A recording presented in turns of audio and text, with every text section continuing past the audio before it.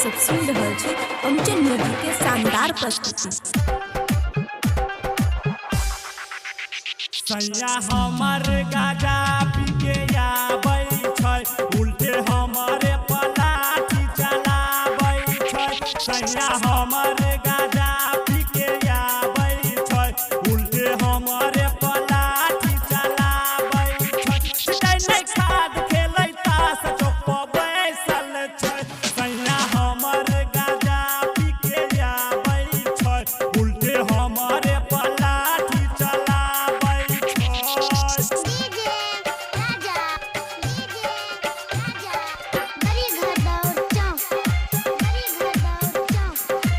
खुशी recording studio बलुआहा।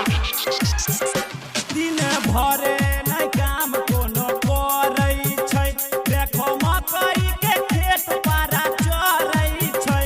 रहै सुखल खेत नै पटाबै छै, उल्टे हमरे पलाठी चलाबै छै। करै नै काम सुबह शाम चौक पर बैसल छै। सैया हमर गाजा पी के आबै छै, उल्टे हमरे पलाठी चलाबै छै।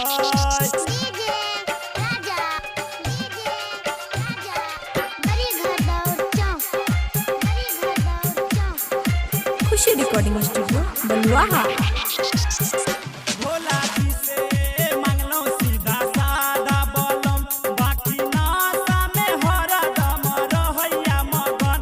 सैया चुन देवरा अजय अरविंद संगे डटल छै, उल्टे हमरे पलाठी चलाबै छै। छिटै नै खाद खेलै तास चौक पर बैसल छै। सैया हमर गाजा पी के आबै छै, उल्टे हमरे पलाठी चलाबै छै। छिटै नै खाद खेलै तास चौक पर बैसल छै। सैया हमर गाजा पी के आबै छै, उल्टे हमरे पलाठी चलाबै छै। खुशी रिकॉर्डिंग स्टूडियो बलुआहा।